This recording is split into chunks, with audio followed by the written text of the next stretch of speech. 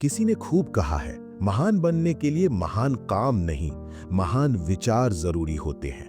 दोस्तों, पुराने समय की बात है। हिमालय की गोद में बसा था एक सुंदर सा राज्य, मयूरगढ़।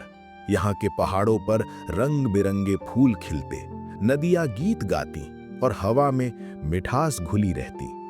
इस राज्य के राजा विक्रम सिंह और रानी सौम्या के घर एक नन्ही सी राजकुमारी का जन्म हुआ। पूरे राज्य में खुशी की लहर दौड़ गई। शंखनाद हुआ, मिठाइयां बटी और महल में भव्य उत्सव मनाया गया। राजकुमारी का नाम रखा गया अरुंधति, लेकिन प्यार से सब उसे आरू बुलाते। आरू की आंखों में चमक थी और उसका दिल दया से भरा हुआ था। बचपन से ही वो जिज्ञासु थी। वो बागों में तितलियों के पीछे भागती, गायों को चारा देती और तालाब में कागज की नावें तैराती।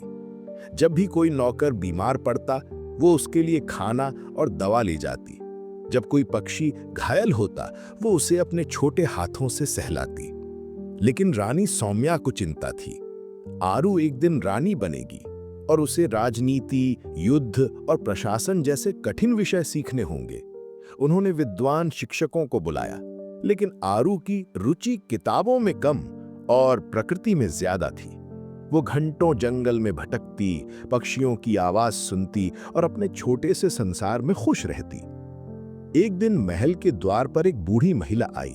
उसकी साड़ी फटी थी, पैर नंगे थे और चेहरा थकान से भरा हुआ था। वो द्वारपालों से बोली, मैं राजा से मिलना चाहती हूँ। मेरे गांव में सूखा है, मेरी बेटी बीमार है, हमें मदद चाहिए। द्वारपालों ने उसे धक्का देकर भगाने की कोशिश की। राजा व्यस्त है, यहां से चली जाओ। आरू महल की बालकनी से ये सब देख रही थी। उसका छोटा सा दिल दुख से भर गया। वो दौड़ती हुई नीचे आई और बूढ़ी महिला के पास बैठ गई। दादी, आपको भूख लगी है? मेरे साथ चलिए। वो उससे महल की रसोई में ले गई, अपने हाथों से खाना परोसा और एक नई साड़ी दी। आप राजा से नहीं मिल सकती, लेकिन मैं राजकुमारी हूं। मैं वादा करती हूं, आपकी बेटी ठीक होगी। ये बात पूरे महल में फैल गई। रानी सौम्या नाराज हुई। आरू, तुमने बिना अनुमति महल की मर्यादा तोड़ दी। लेकिन राजा विक्रम सिंह मुस्कुराए। मुझे लगता है हमारी बेटी में सच्ची रानी की झलक है। वो नियमों से नहीं, दिल से सोचती है। समय बीता और आरू 13 साल की हो गई। एक दिन वो अपने गुरु आचार्य विश्वामित्र के साथ जंगल की सैर पर निकली। तभी उसने देखा कि कुछ सैनिक एक घायल हिरण का पीछा कर रहे थे। हिरण कांप रहा था, उसकी टांग से खून बह रहा था। रुक जाओ, आरू ने चिल्लाकर सैनिकों को रोका। ये शिकार नहीं, एक जीव है, हम इसका इलाज करेंगे। आचार्य विश्वामित्र ने समझाया, राजकुमारी, राज्य के लिए भोजन और सुरक्षा जरूरी है। हर बात को भावनाओं से नहीं देखा जाता। लेकिन हर जीव का जीवन भी जरूरी है, आरू ने दृढ़ता से कहा। अगर हम शक्तिशाली हैं, तो हमारी सबसे बड़ी जिम्मेदारी कमजोरों की रक्षा करना है। आचार्य चुप हो गए। उस दिन उन्होंने पहली बार कहा कि आप में एक सच्चे शासक की दृष्टि है आरू। 1 साल बाद मयूरगढ़ पर बड़ा संकट आया। पड़ोसी राज्य कौंडलपुर में अचानक हमला कर दिया। युद्ध में राजा विक्रम सिंह घायल हो गए और सेनापति मारा गया। रानी सौम्या डर में थी। महल में उदासी और भय का माहौल था।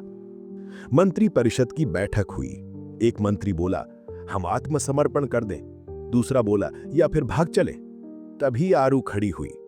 अब वो सिर्फ छोटी राजकुमारी नहीं थी, उसकी आंखों में साहस की चमक थी।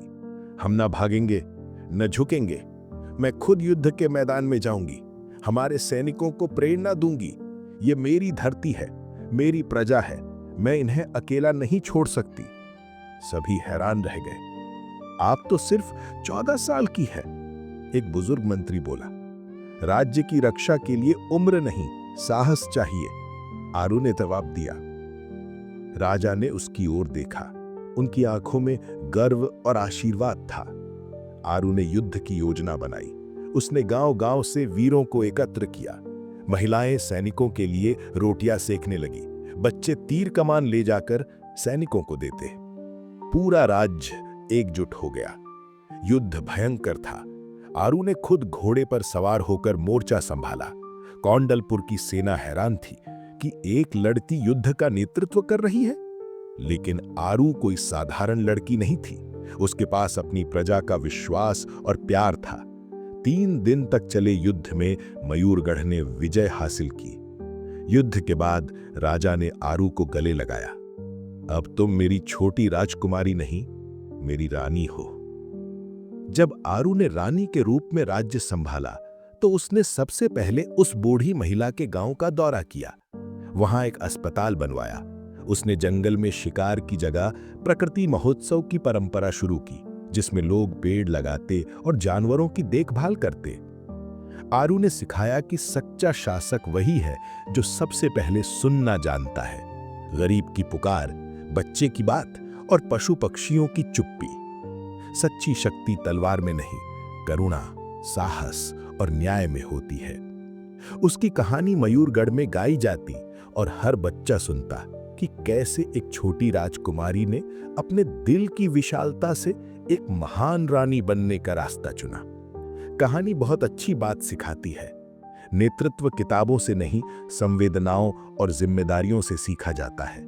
सच्ची शिक्षा वही है जो इंसान को दयालु, साहसी, न्यायप्रिय बनाती है। और ज्ञान सिर्फ पढ़ाई में नहीं, प्रकृति, अनुभव और सेवा में भी छिपा होता है। भले ही उम्र छोटी हो सकती है, लेकिन सोच और इरादे बड़े होने चाहिए। इंसान ताकत से नहीं, हृदय की विशालता से महान बन जाता है। दोस्तों, अगर आपको ये कहानी पसंद आई है तो लाइक करें, शेयर करें और चैनल को सब्सक्राइब करें। आप सभी का एक सब्सक्राइब मुझे और कहानियां लाने की हिम्मत देता है। धन्यवाद दोस्तों।